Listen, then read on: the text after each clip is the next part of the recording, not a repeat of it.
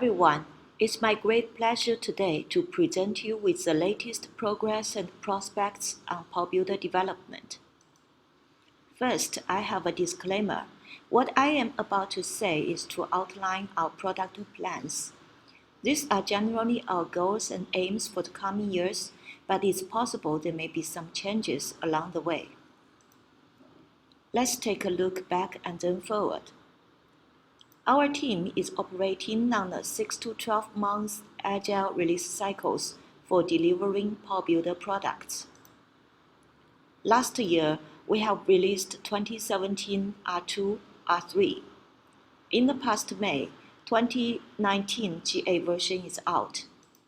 Just 1 week ago, we started a private beta of 2019 R2. If everything goes well, 2019 R2 will become generally available early next year. And then our plan is to release 2019 R3 by the end of next year. This version is scheduled to be the long-term support version. After that, the main version 2021. This slide shows our recent MR releases. MRs are arranged based on customer demands and also the collected issues. PowerServer. With PowerServer, we are generally sticking with a yearly release cycle. So, there are main versions around the end of each calendar year and MRs arranged between the main versions. Last year, I have explained to you about the 4 focus development areas of PowerBuilder. Now let's see what's going on with these focus areas. Cloud app development. This year is an exciting one for this direction. At the start of the year, we have put in place the key pillars for cloud app development. .NET Data Store. It's a C# implementation of non-visual data window technology. We built it based on our free and open source ORM product, SnapObjects. SnapDevelop. It is a C# IDE that is focused to simplify cloud app development. Currently, it can be used for developing non-visual C# projects, and in the near future, we are going to support UI project types as well. .NET Data Store Generator. This is our first step for accelerating the migration to REST APIs. Using this tool, you can automatically convert PowerBuilder data window data stores to .NET Data Store. In R2, we took each of the key pillars further, with special focus on delivering greater developer productivity. Let's see what we have. PowerScript Migrator. This tool further accelerates the migration to REST APIs by migrating business logics. Using this tool, you can convert about 80% of your PowerScript syntax, embedded SQLs, and data store to C#. It's not 100% conversion because we want to make sure the converted code follows C# programming best practices and easy to maintain. However, 80% is still huge savings. Refactored .NET Data Store. Previously, the .NET Data Store must work together with the original PB data window SRD file. That is not a C# approach and creates maintenance issues. Now, we have our .NET Data Store to be a standard C# data store, C# model. XML export. XML data window templates can now work with the converted .NET Data Store for data exports. What's explained above are all PB-related features. We also have added some core C# development features in SnapDevelop, such as scaffolding services controllers, deploy projects to Docker, perform SQL queries on supported databases, or perform web API testings. You can perform all these tasks directly in SnapDevelop. Because we will target R3 to be our long-term support version, we will focus on feature refinement and adding some key missing features in this version. For example, asynchronous APIs, support for AWS Aurora and Azure SQL databases, and support for .NET Core 3.1. The list will not end.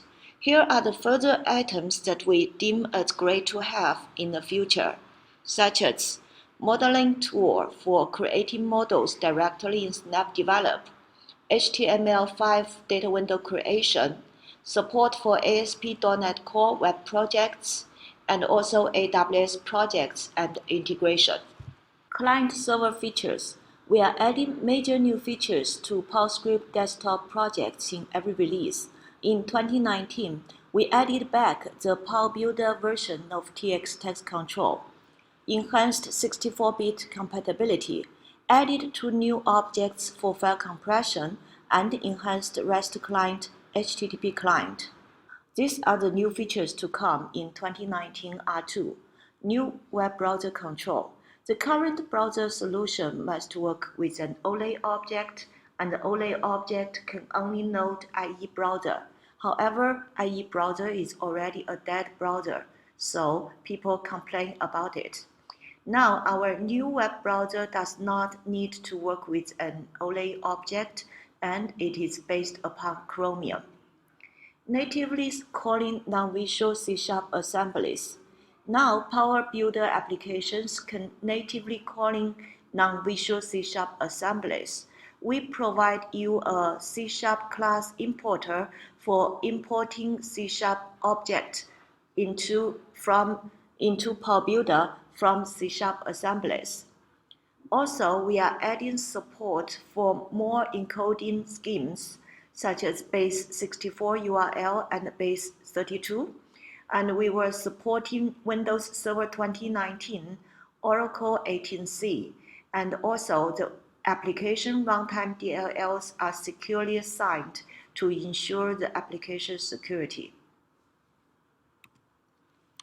We will keep moving forward in R3. A good news is that we have reached agreement with TX text control vendor that they will provide us a 64-bit version of the control with more new features. If everything goes well, the control can become available in PowerBuilder 2019 R3. Currently, the web browser still has a limitation. PowerScript cannot interact with JavaScript loaded in the control. We are going to remove this limitation in R3. And we are going to enhance further REST client so it can support retrieve into composite data windows or retrieve to structure.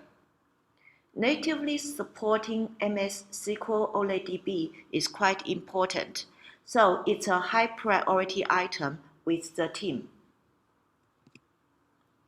Further on, besides the development of cloud desktop apps, we are going to collect customers' requests and prioritize the features to come.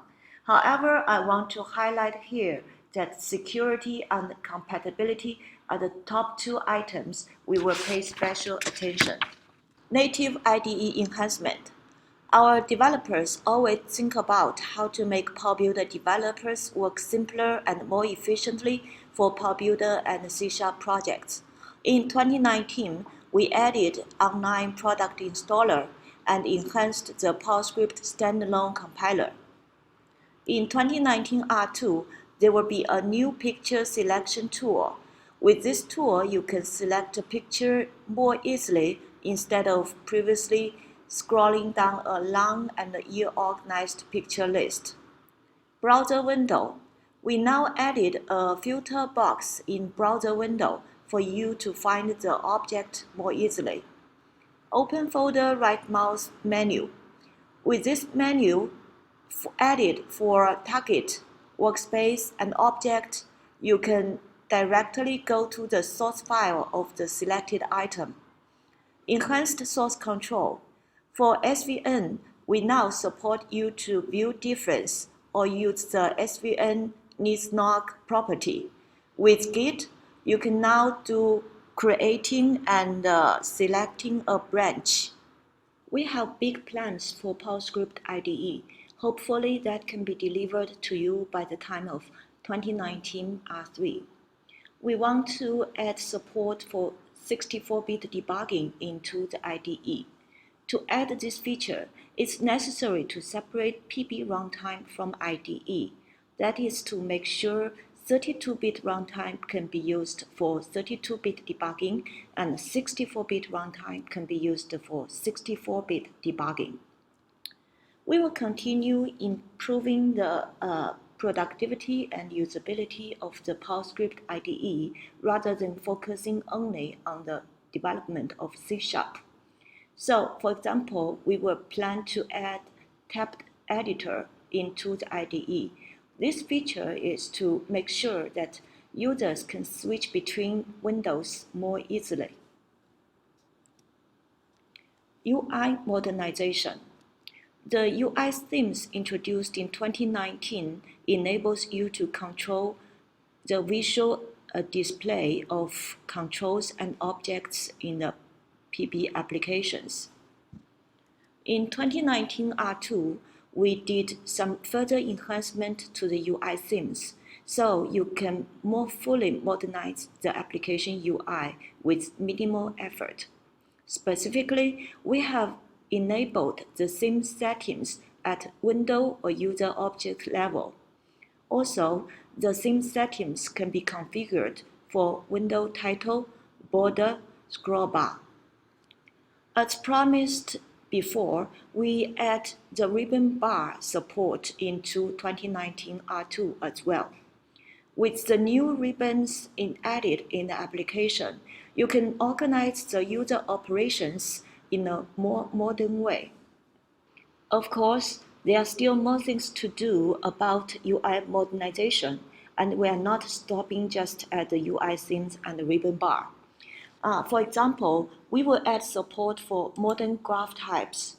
We will try to add more commonly used and modern graph types into the applications. PowerServer 2020.